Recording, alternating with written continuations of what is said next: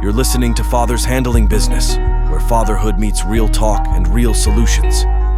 Here are your hosts, Donté Witherspoon and Dwyan Marsh, ready to dive deep into the art and science of parenting.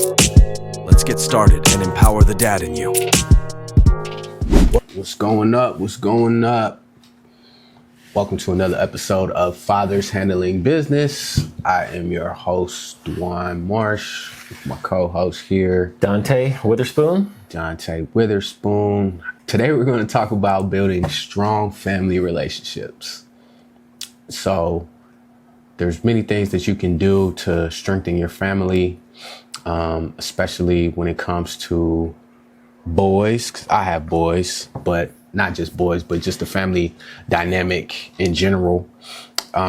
So let's talk about some traditions and some rituals that we can do to strengthen our family bond. So go ahead. What's some of the things that you have? I mean, let's start from the beginning, like from as far as you can remember. Mm-hmm. And I know that we're both men of faith. Mm-hmm. What did we do growing up on Sunday mornings? Well, my Sunday morning started off with praise and worship music blasting and my mom coming in my room singing and waking me up early. Mm-hmm. And so that's how every Sunday morning started out for me. And then, yes, we got up and went to church. Yep. So same here. Family was heavily involved and I'm gonna go back to, I know it was before I was 7. I gave my life to the Lord when I was 7 years old. So definitely in church prior to that. I remember going to church with my aunt and my cousin. Mm-hmm. And it was my mom and I. And I remember going to Sunday school. Mm-hmm. So it was just a regular thing. It was just what we did. And that was something that I would say built a strong bond within the family unit.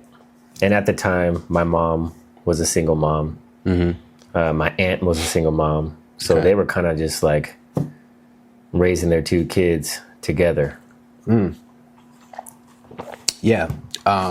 Togetherness is a big thing. Even if you're a single mom, having a tribe, having a village, they say, yes, to help raise your child. And if you don't have family or village, then, church is a great way to have an extended family. Mm-hmm. Fortunately for my family, there was a lot of siblings. So my mom is one of 9. My grandfather is one of 15, I believe. And so I actually had a chance to interview one of his cousins who was born in 1942. Okay. And her sister who was born in 1947. Okay. And so they were telling me like they all depended on each other.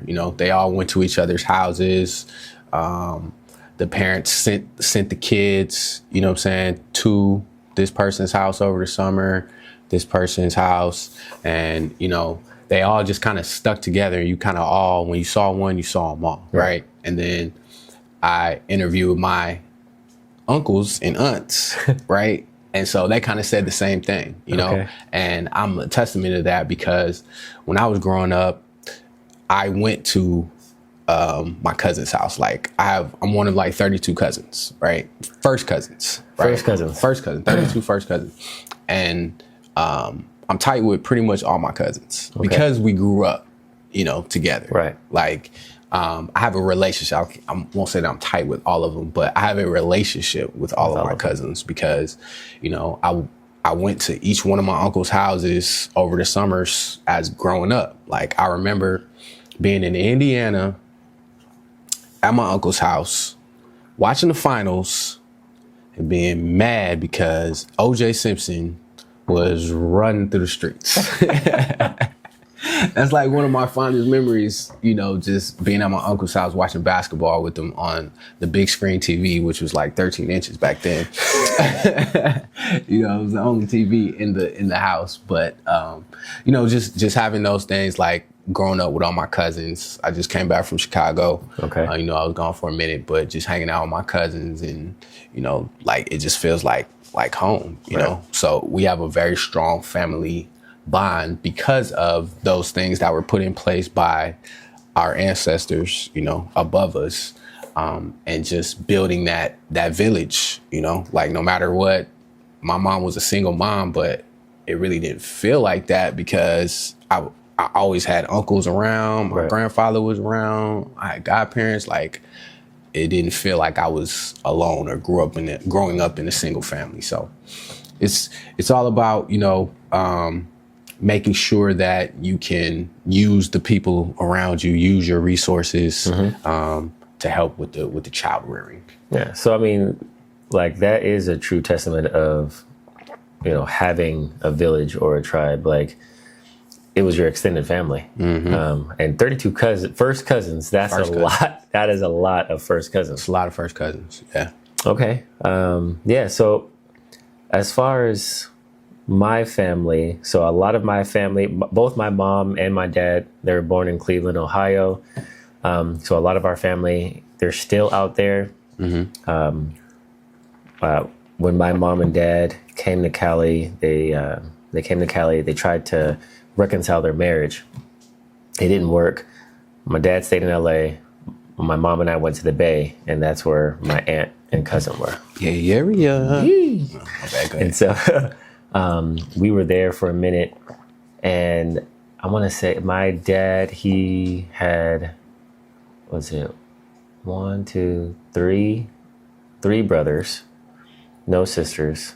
Okay. And my mom, she had two sisters and two brothers, if I'm not mistaken.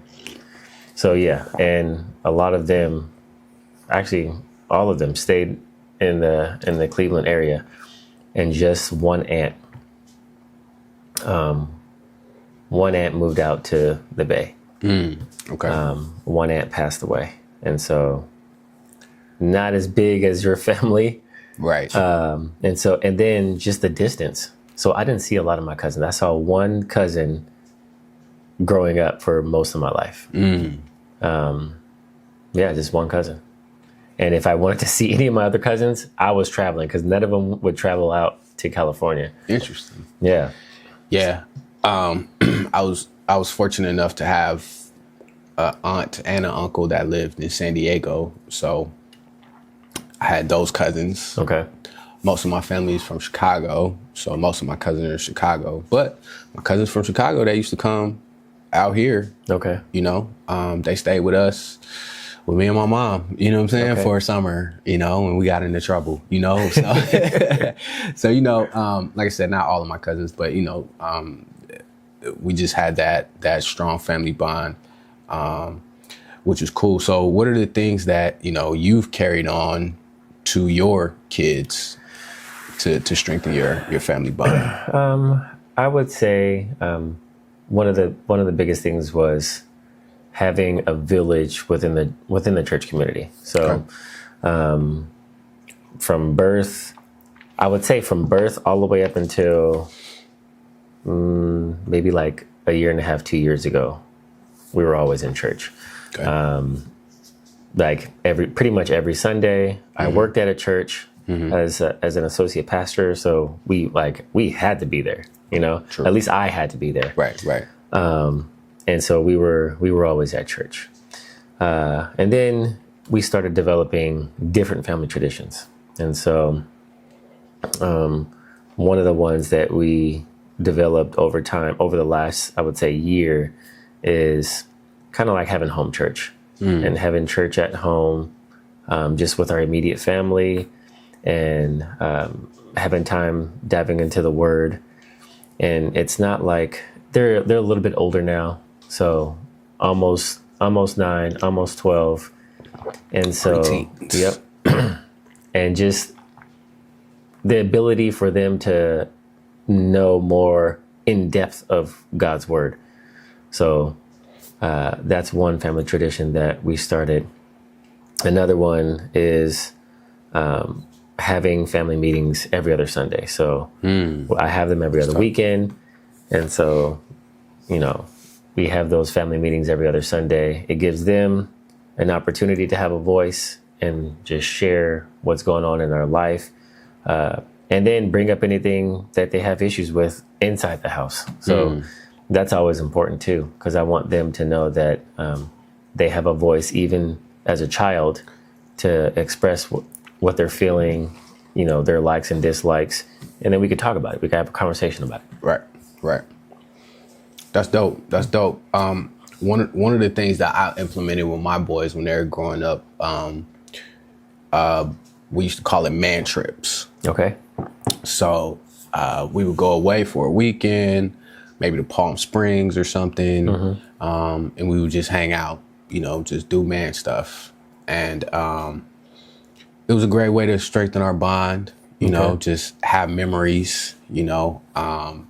We invited one of my boys and his son one year. Okay. And we went out there and we just, you know, having fun at the pool and just, you know, playing ball and just, you know, hanging out and really just having that male bonding time, you know, with the sons, you know. One year I actually drove from California to Chicago. With your sons? With my sons. Oh, man. How old? And they were all teenagers. Like they were like my oldest son. So what we did was we stopped at a few places. So we stopped in Arizona. Okay. We stopped in OKC and we stopped in Kansas. And my oldest son was thinking about going to Kansas. So we actually did a college tour. Nice. So he was in 11th grade. Kansas or K-State? Kansas Jayhawks. Okay. Yeah, Kansas. Okay. Yeah, Jayhawks. We was in Lawrence, Kansas. So yeah, we did like a college tour, you know, on the trip. So yeah, so that was 11th grade, 10th grade, and like I don't know, 7th or 8th grade. Okay. So they were big. Did he like the trip?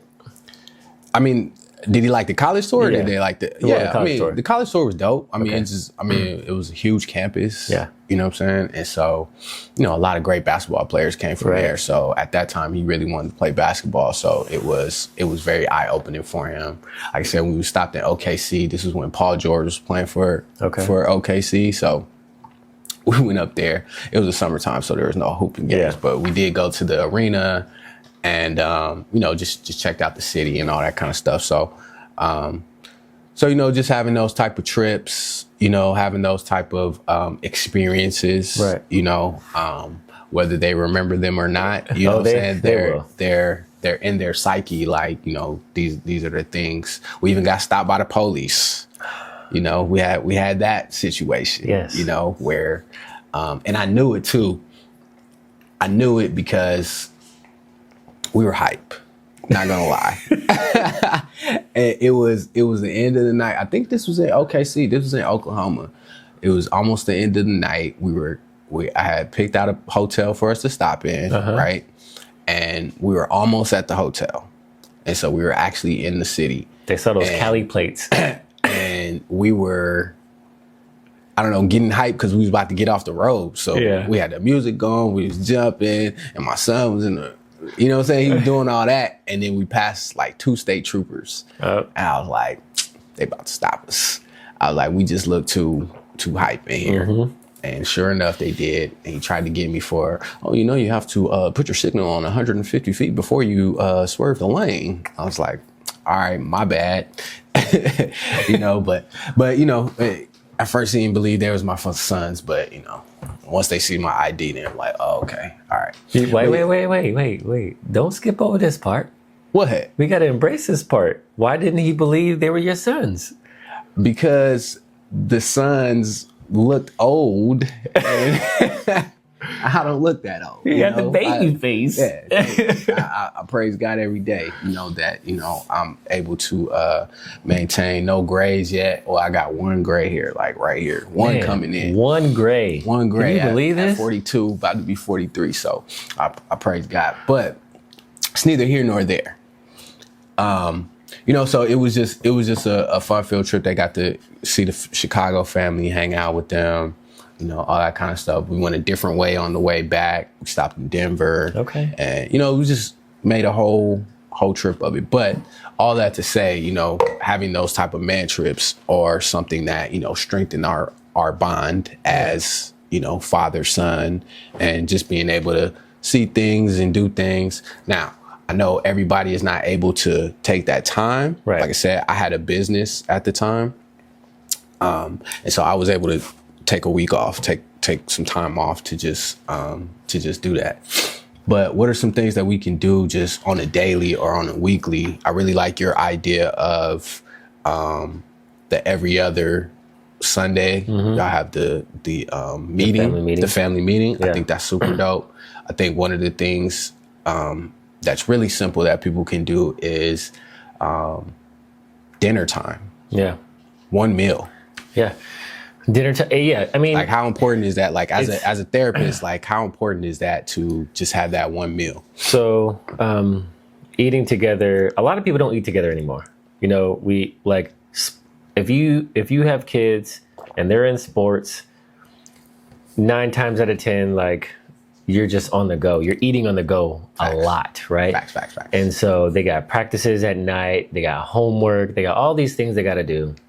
And so it's very rare that you will have your traditional that everybody, is sitting at the table eating all together. Right. But I think you're right. Like, it is very important to have at least one sit down meal a week where you guys are all there.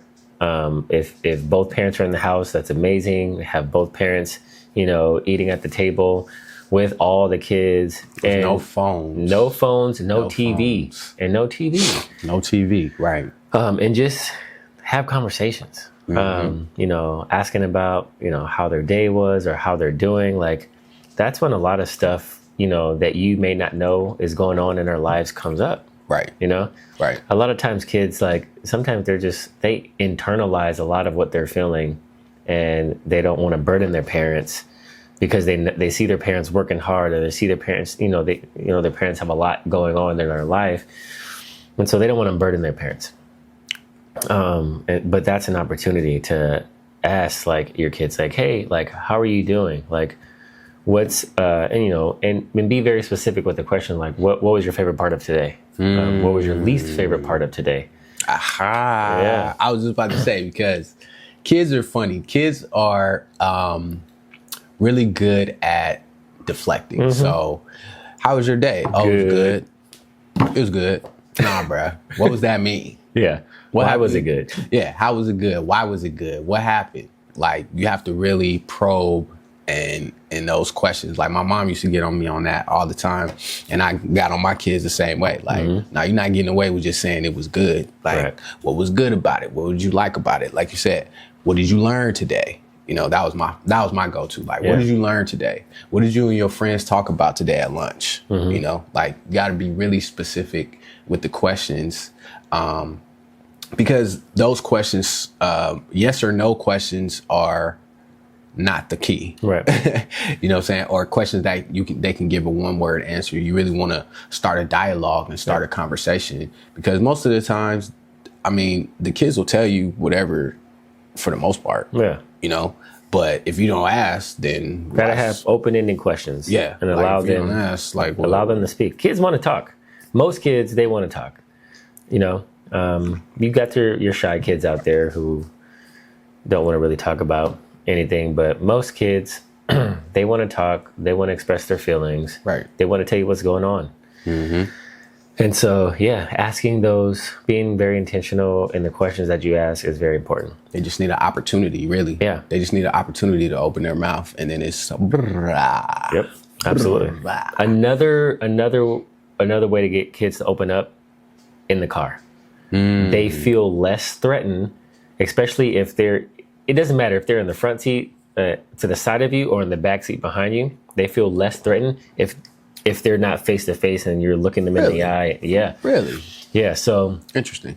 If you can have a conversations in the car, whether that be a 10-minute or a 40-minute car ride, depending on where you live and where you're going, turn the music off. Like, you don't need the music on. You don't need a podcast on. You don't need an audiobook on. If you have your kids in the car, have a conversation with your kids. You only have your kids for a very short amount of time. 18 years is very short. And if they don't live in your house full time, like my kids, where I already get them only half the time, like, you have a very short time or a very short window in which you can spend with them, have influence over them, because they're going to be out in the world and they're going to leave pretty soon. Like, 18 years is it goes by very fast. And also, 18 years. Okay. So we all kind of grew up, or you and I grew up in the era where it was like, once you're 18, get up out my house. Mm-hmm. Right. So what do we feel about that? Or what do you feel about that? I'm going to tell you what I feel. I feel like they sold us a lie. Like being 18 and just going out into the world just because you're 18 right. is not smart, in my opinion. Okay. You know, now, well, elaborate. If you're going off to college, okay, mm-hmm. like that makes sense. Okay, you're going to live in a dorm, you're going to a structured environment, mm-hmm. you're going to learn, you're going to et cetera, et cetera. But if I'm not necessarily going to college or, if I'm not going away to school, there's really no reason to kick a child out or kick a person out at 18 just because they're 18. Now, if you have set them up correctly and they are about to get married, you know mm-hmm. what I'm saying? And you have a house for them to go into and, you know, because a good man leaves up an inheritance for his children, right? Yeah. But his children first, right? Yeah. So it would be dope if, you know, we all in our generation, we was like, okay, cool. Like when you turn 18, I got this house for you. You know what I'm saying? Mm-hmm. And you're able to step into that. But that's just not reality, right? So most people are not prepared right. To go out into the world and just be. Right. You know what I'm saying? Because now they have to figure out how to be an adult while trying to figure out what they're doing with their life. And it's just like, why put on that extra hurt, extra stress for the kid? Yeah. So I'm glad you brought this up because becoming an adult doesn't start at a certain number, right? It doesn't start at 18. Like, I think like our society as a whole has all that mixed up. Like you can go to war at the age of 18, but you can't gamble, right? Can you buy a lottery ticket at 18 in Cali? No. Is it 21? It's 18. Is it 18? I believe. I don't know. I don't think it is. I'm trying to think. No, because you can't go in the casinos. Well, that's because the casinos have alcohol, though. No. Is it? I don't know. That's okay. So, yeah, you can go to war, but you can't have a drink. Right. like, just not to cut you off, but when I was in Europe, mm-hmm. they can start drinking at 16. Okay, yeah, younger, right? Yeah, they can start drinking at 16. So, I mean, even biblically, Jewish people have bar mitzvahs at 12. I was just about to say, they drinking wine early. They were drinking wine, and they were actually, there was no school, there was no high school, there was no adolescence. That's a fairly new thing, adolescence. They just went to work, right? They went to work on their father's farm, or they went to work in their father's business. Okay, so that right there, mm-hmm. that is setting them up. So when we talk about leaving an inheritance for your children's children, mm-hmm. I don't believe that's talking about like setting them up with money or a house. Okay. I think leaving an inheritance for your children's children is setting them up with the ability to mm-hmm. earn mm-hmm. their own house, earn their own money. But how do you do that? so it begins with teaching. So teaching what though? Teaching whatever it is your trade. So like, for instance, so having a business to leave them a business, or not even that, like just teaching them how to run a business. So like, let's say, how do you teach them how to run a business if you don't have a business? Well, let's talk trade. So there's a bunch of trade schools out there, right? Correct. So let's talk mechanics, for example. Okay. If a father works as a mechanic at a car shop, okay, he can teach his, son or daughter, the tricks and the trades of how to work on a car. And just because the father doesn't own his own mechanics business, doesn't mean that his kids can go out and, earn their own money and then one day own their own business. Like, you don't have to have your own business, but the key is teaching them the tricks in the trade, right? Okay. And so, because a lot of times, like in today's society, well, they're getting away from it now, but when we were growing up, it's like, you got to go to school, you got to get a degree, you have to do all these things. Yeah. School. They just shove school down their throats. But that's not the case anymore. And we have people like Zuckerberg who, prove that false narrative. I mean, it never really was the case. That's just what the narrative was, for sure. It is about teaching them, something. Skills. Some type of skill set. Right. And it starts with like giving them responsibilities at a very young age. Like, even like, as soon as a kid learns how to walk and talk, like, then it should be the teaching from the parents. From the parents, the teaching shall begin. Right. The Bible tells us to train up a child in the way they should go. Right. And that's in all facets of life. Like, we should not depend on schools and teachers to teach our kids about everything there is to know about life. Like, yeah, maybe certain subjects like math and science and all that stuff, but like, there are so many different life lessons that we as fathers and mothers out there can teach their kids about life. Right. And that's where I think the adulthood starts, like the process of becoming an adult starts at a very young age because you're teaching them. It does, but all of it is theory until they actually do it, right? So, for instance, my oldest son, he actually moved in with me when he was 18. Instead of, me kicking him out, he moved from his mom's house and he was like, yo, and he came to live with me. And, I was able to teach him firsthand about adulthood, about opening up a credit card. And like, he had a bank account. Like, I set him up with a bank account at 16, but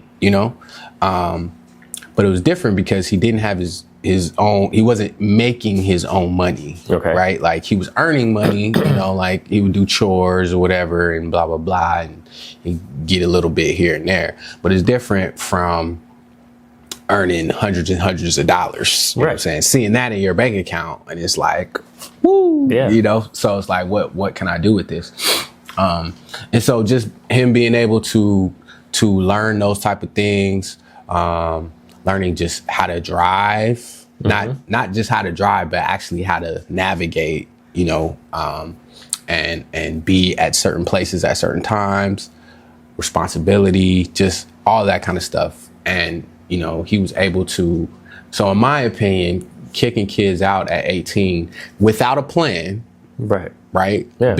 For off the simple fact that they are 18. So now you got to get out of my house type of situation. Right. Is that was a lie. You know what I'm saying? Like that just wasn't. And I know, I'm a kid who, as soon as I left house at 17. Okay. You know what I'm saying? I was out because I wanted to be out because I thought that I was being restricted, at my mom's house, so I was like, yo, I'm out. Is Mom Duke strict? Yeah. Oh yeah. My mom was strict. Same. My mom was super strict. Yeah, she was super strict. That's all I'm gonna say on that. She was super strict, but she was super cool. But she joked a lot, but she wasn't playing.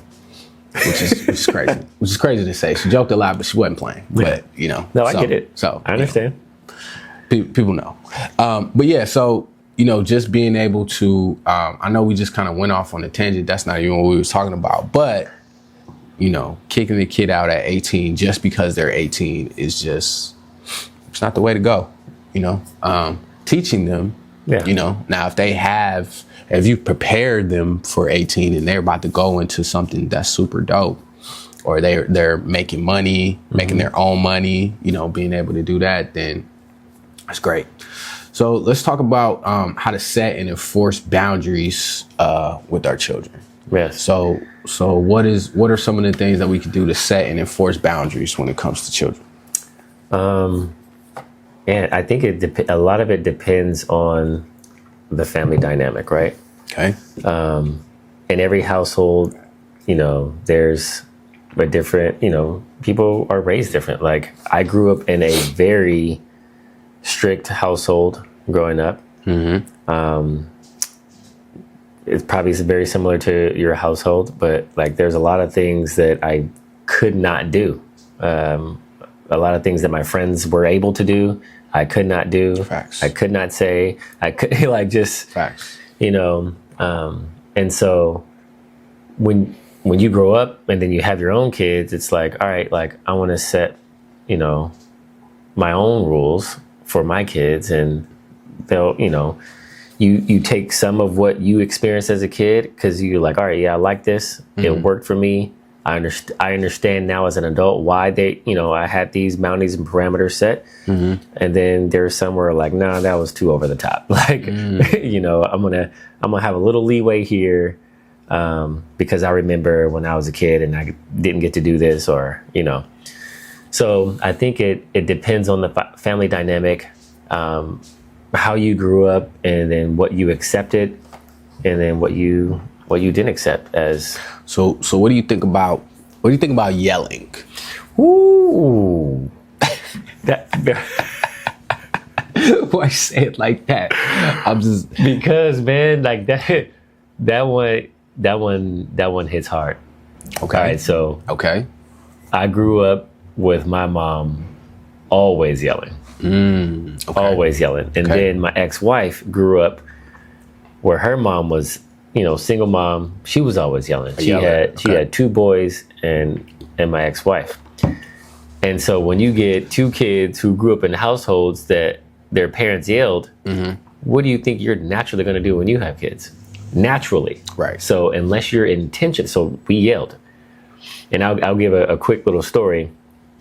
We didn't even realize we were yelling until our, I think I want to say like maybe 3 or 4-year-old son started yelling at our 1-year-old daughter. Dang. And we looked at each other and we're like, oh, that's on us. Right. Like 100%. He literally, that was learned behavior from us. Right. And so it was not easy. I'm going to tell you this right now. It was not easy to not yell. Mm-hmm. Because it was what we knew. Right. It was what we knew. But now, fast forward, what was that? He was 3 or 4. And now he's about to be 12. So now fast forward 7, 8 years. It's been a journey, but it's something that I've tried to work on. And now being with my current partner and just how she was raised and how like she's helped me become a better dad. And just like so I just want to back up for a second. So my question really is, what do you think about yelling? Like what is it? Why did you feel like you needed to stop yelling? I feel like it's emotionally damaging. Okay. Yeah. Okay. Plain and simple. Plain and simple. Yep. It's emotionally damaging. Okay. Now to piggyback off of that, emotionally damaging, and from a marriage and family therapist who said this. Okay. What about cussing at the child? Same. Okay. I feel like it's emotionally damaging, and then you're also teaching them, behaviors that they're then going to use outside, either inside the house or outside the house when you're not looking. Right. Yeah. Right. Yeah. So my mom never cussed at me, right? Mm-hmm. she wasn't a yeller. My mother wasn't a yeller, but she was like I said, she was super strict, but she would do it with a straight, calm face, right. Which, like I said, was probably worse. But I remember the one time that she did yell at me, and she was so mad, and then she cussed at me, and she said, "Damn it, Dwyan." Man, I cried for about a week, bro. Really? Yeah. And I was how old were you? I was like 15. I had never heard my mom cuss ever. And that's all she said? That's all she said. But to me, that was the most damaging thing. Like, I remember that day. I remember her face. I remember her face. I remember, like, she kind of came at me a little bit. You know what I'm saying? Like, she wanted to, tag me a little bit. Yeah. But I was bigger than her at that time. So, she wasn't trying to come at me. But maybe I was like 13, but I was a teenager for sure. Yeah. And that was the first time I ever heard my mom cuss, and she was cussing at me. And maybe it was the way that she said it more than what she said, but I'm 43 years old, and I remember that. Like, I remember it like it was yesterday. Wow. You see what I'm saying? Like, it very much emotionally, I don't know about damaged me, but it emotionally touched me. Yeah. You know what I'm saying? To where I'm like, man, like, I must have really made my mom that mad and that hurt that she would cuss at me. You know what I'm saying? Right. Like, and I never, ever heard her cuss. You know what I'm saying? So it was... Right, so question. Go ahead. Have you yelled and or cussed at your boys? I've never cussed at my kids. Okay. I have yelled at them. And so when I yell, it's to make a point. Right. Or is it is it sometimes to get their attention as well? Get their attention. Yeah. That's what I mean. I have yelled at them purposely to get their attention. Like just raise my voice, like, hey, you know what I'm saying? Yep. To get their attention so that they understand that I'm not playing right now. Right. Because I'm strict, but I play a lot. I'm like my mom. Like, I play a lot. I joke a lot with my kids. You know what I'm saying? So when I need them to understand that I'm serious, I'll raise my voice. But I don't know if well, maybe they do, but I don't remember a time. Because when I tell my mom that story, she doesn't remember it, right? She was probably so, like, enraged. Yeah, exactly. She probably, like, sometimes when you get so mad, you kind of black out and you don't remember. Right. Yeah. Right. And so she doesn't remember it. So maybe my kids remember a time where I yelled at them, but I know I never cussed at them. Okay. I never ever cussed at them. And I try to make it a point not to yell at them. Yeah. That's good. That's really good. But also think about the example that you had. Right. Like, a lot of the stuff that we naturally do as parents is what we experienced. Now, sometimes there are some kids who are... I'm just interject here. Yeah, I grew up with my godmother as well, and she was a yeller. Okay. She was a screamer. Okay. Yeah. But... Cusser too, or no? Yeah, she was a cusser. Oh, yeah. She would say all type of... I'd be like... But that didn't faze me because that's who she was. You know what I'm saying? So, like, I wasn't... When she yelled and cussed, it was just, okay, that's just mom going off. You know what I'm saying? It's just like, let's just go in the room and just chill out. You know what I'm saying? So that was a little different. But to your point, it made me be like, I don't want to be like that. And that was just what I was going to say. So, like, sometimes when there is a parent who's over the top, and a lot of times this happens with parents who are abusive, parents who they drink a lot and then they're abusive. Like, if a kid experiences that, a lot of times they're not going to want to be that type of parent to their kids. Sometimes they are that type of parent because that's what they know. Yeah. So it's kind of crazy how things are learned when we're kids. Yeah. I mean, I always say that, a son either wants to be exactly like his father or exactly the opposite of his father. Yeah. Good or bad. Yeah. Like, I never met my father, my biological father. So I don't know what he looks like. Never seen a picture of him. I only know his name. And so my whole life, when I had kids, I was like, my kids are going to know me. Right. Like that was my whole intention. Like y'all gonna have experiences with me, y'all gonna know me, you're gonna be able to reach out to me if you need something. Like you're just going to know who I am, no matter what happens. You know what I'm saying? With the mother, you're just gonna know who I am. So that was my intention. Like I wanted to be the opposite of, my example of my biological father. So, and now I got, I got 3 boys, and some of them want to be just like me, or some of them want to be just the opposite of me, you know what I'm saying? Based on their experience, and so, and that's what it is, you know what I'm saying? So, our experiences, like you said, it's, what did you say? I think more is caught than taught. More is caught than taught. More is caught than taught. I like that one. Yeah. I like that one. More is caught than taught. And so, as children, we kind of just gravitate towards whatever we either like or don't like. We pick what we like and we do what we don't like. So, so instead of yelling, what are some effective communication techniques that we can employ? Instead of yelling, and a lot of times we just mentioned, sometimes we'll yell to get their attention. Let's say you live in a 2-story house and you're, sometimes you just gotta go the extra mile, and to get their attention, go upstairs or go downstairs, wherever your kids are at, and make sure you look them in the eye and communicate exactly what you want. So, and that's key too. Communicating what you want from your children is very important, as opposed to communicating what you do not want. Yeah, we talked about that with Tyler's. Right. So, and it goes, it goes all the way until, they're out of your house or whatever.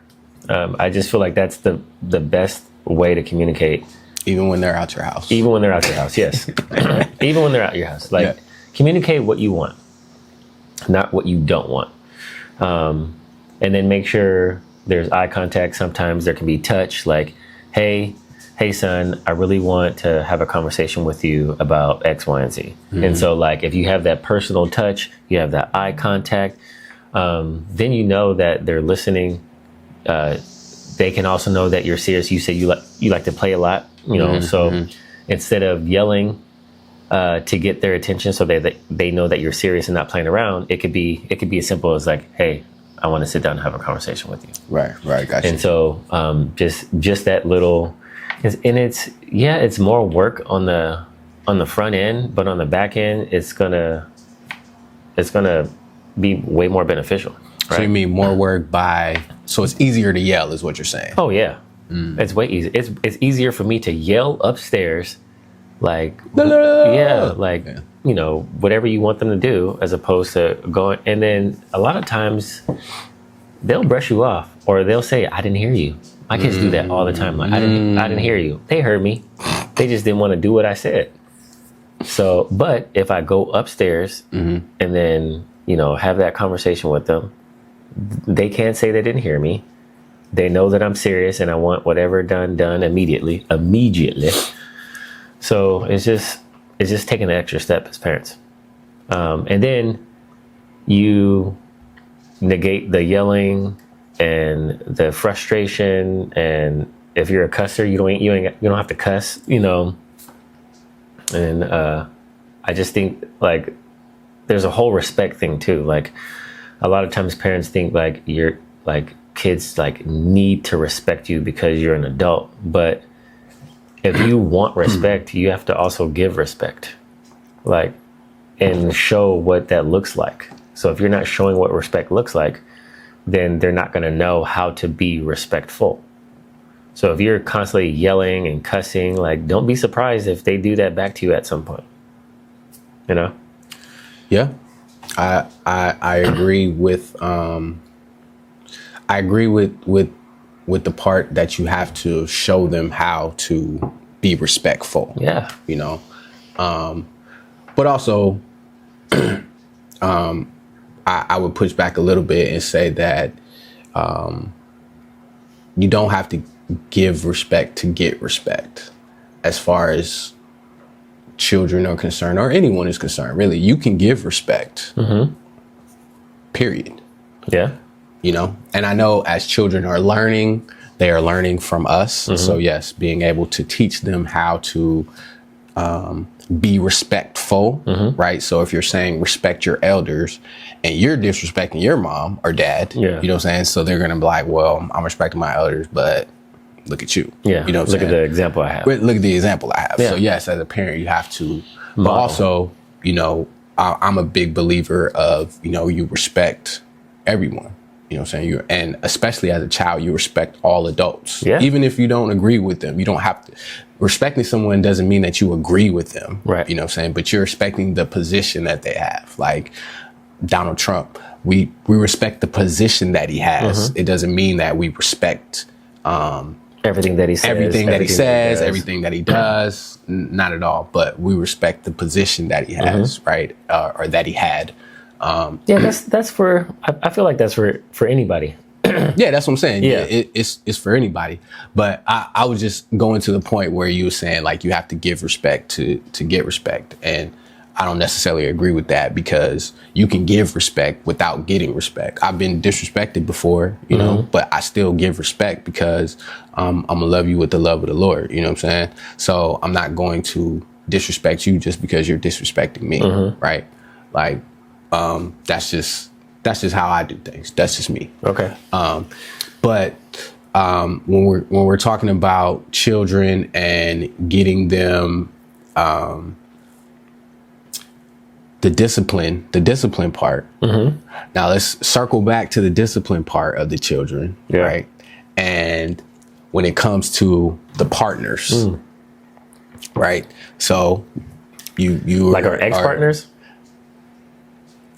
Yeah, so you have an ex-partner because you're divorced now. I'm divorced as well. And so you have a new partner, correct? Yep. Okay, so how does the discipline come in when the new partner is trying to discipline the ex-partner's offspring? Yeah, so it's my current partner, it was very, very difficult because she didn't want to step on any toes. She didn't want the kids not to like her. Right. But that's good though. That shows that she cares. Yes. Shows that she cares. But at the same time, I wanted to empower her to be able to have a voice. Like I didn't want her voice to shrink in this family dynamic, and it's like, well, only my dad has a say, according to the kids. Well, I wanted them to be respectful, right? And I wanted my partner to have a voice. So if she says something, or if she says that she needs something from the kids, or for the kids to stop doing something, they need to listen. As it like no different than if it was me saying it, right? And so it took a little while. It took a little while for her to feel comfortable. Right.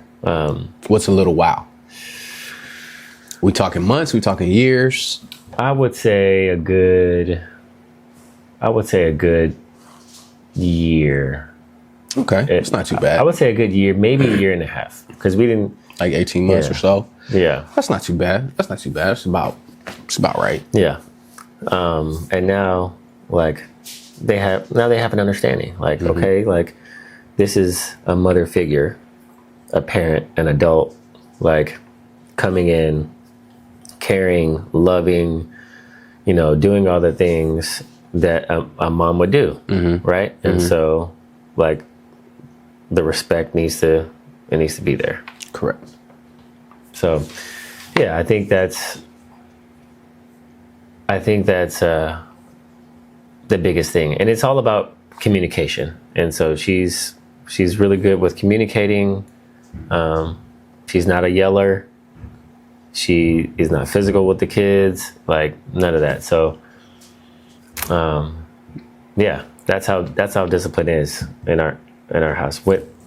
Speaking of like disciplined, spare the rod, spoil the child. Discipline. Yeah. Growing up, how was discipline in your household? As far as what? I just told you my mom was mad strict. What you mean? What do you mean? Like corporal punishment, like. Oh yeah. I got the belt. Mm-hmm. I got the whip pie. Mm-hmm. I got the whiplash. Yeah. So for me, it was. I usually got a belt and punishment. Okay. Punishment was a thing of the 80s that we used to. That everybody like, yo, can Tommy come outside? No, he on punishment. Yeah. Like you don't really hear that a lot anymore. No. But that was punishment was an actual what is it, a verb, a noun. It was a person, place, and thing. It was a thing. It was a noun. Like you on punishment. Oh yeah, you on punishment. Yep. Like, yeah. Well, when you said that, it was like you knew exactly to answer the question. No, Tommy can't come out. Right. Exactly. He's it's pretty much you're grounded. Grounded. Yeah. But it was called punishment. Yeah, it was punishment for me back too. in my day. It was called punishment. You on punishment. Yeah, you on punishment. So and when you on punishment, like how long was your punishment? No TV. No. That's a good question. I don't remember. I used to get on punishment a lot. Like I feel like most of my childhood I was on punishment. You feel me? Like so. I ain't play a lot of video games when I was growing up, because I could only do 1 hour on the Nintendo anyway. Uh-huh. I don't remember if it was 1 hour a week or 1 hour a day. It's probably 1 hour a week, to be honest. Oh, man. So, yeah. So if I didn't have my 1 hour, then I was probably on punishment. You feel me? So that's why I never beat Super Mario, because I never put in the time. You know what I'm saying? I never had the time to do it. I still want to know how to beat Super Mario. But anyway, I don't know. Mine was probably like 2 weeks, something like that. 2 week punishment, no TV, no going outside. Like, going outside. Our moms used to talk then. Yeah. No going outside. No going outside was the thing. It's so funny that now the punishment is going outside. Is it? Like if I send you outside, that's like a punishment now. No. Like my kids didn't want to go outside. They wanted to play on that iPad. They wanted to play on the Xbox. They wanted to do all of the technology things. Okay. They didn't want to ride their bikes. Like I had to make them go outside and ride their bike. Now going to the pool, that's something different. They love going to the pool. Okay. But other than that, if I was like, yo, just go outside and ride your bike, they're just like, really? What? You mean just ride up and down the street? I at least love doing that. That's what I'm saying. For us, that was the thing. Like we couldn't wait to go outside and never come back, or come back and get some water and then go back outside. But I'm talking about nowadays. Like my kids, that was like a punishment to go outside. So it's different in my household because my son would love. He loves riding his bike. Sometimes I have to tell him like, yo, you cannot just open the garage and get ghost. Like you can't, like I didn't know where you were. Like you can't do that. That's what's up. Yeah, so I like that. That's good. That's good. That's good to hear because you're the first person who I've heard say that has kids. Really? Yeah. Oh no, man. Like that I know anyway. Like my friends and the people I know, they all have the same issue. Like, yeah, they don't want to go outside. Like they'll go to the gym, play basketball. That's something different. But I'm talking about like just going outside to play. Yeah. Like go outside and play. Like that's just not really a sentence that is said a lot. Yeah, no, he will. My daughter, not so much unless she knows that there's someone in the neighborhood that's out like playing. Right.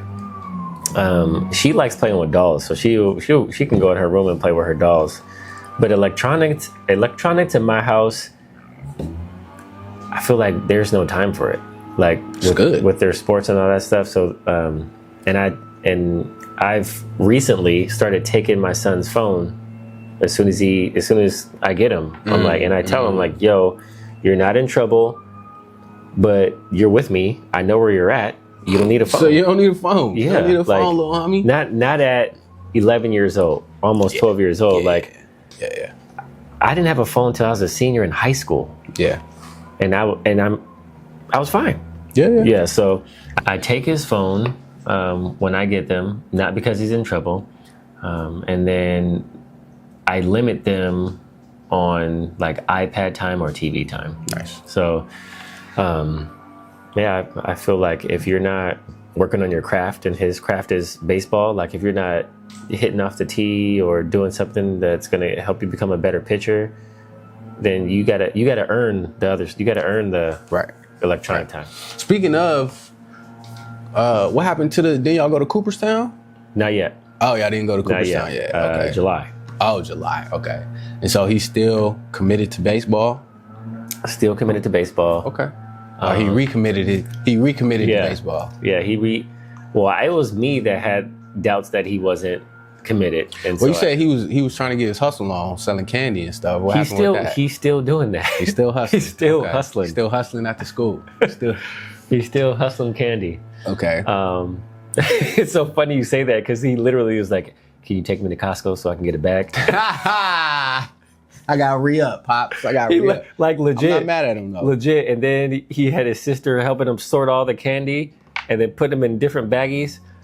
I'm like, what is going on? Hey, my man, handling business. Son's handling business. I like it. Son handling business. I like it. Sure, man. Appreciate y'all. Appreciate y'all mobbing with us today and vibing with us today. We had a good talk today about discipline and setting boundaries and strengthening family bonds within the relationship, within the family dynamic. So just want to thank y'all for checking us out. Leave some comments. Let us know if we tripping or if you agree with anything that we said or disagree. Yeah, what's some of your family traditions? Yeah, let us know some of the family traditions and things that y'all do to strengthen the bonds within your family. And we'll check y'all out next time. This is Father's Handling Business. Peace.